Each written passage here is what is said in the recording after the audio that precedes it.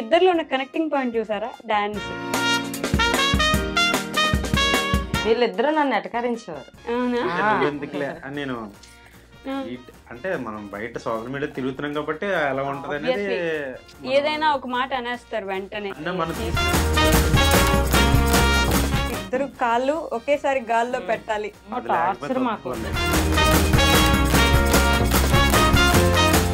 ఇంకా బెస్ట్ వస్తుందేమో అనేది ఒకటి ఉంటది కదా. కర్ర పెట్టుకుంటారు పక్కనే.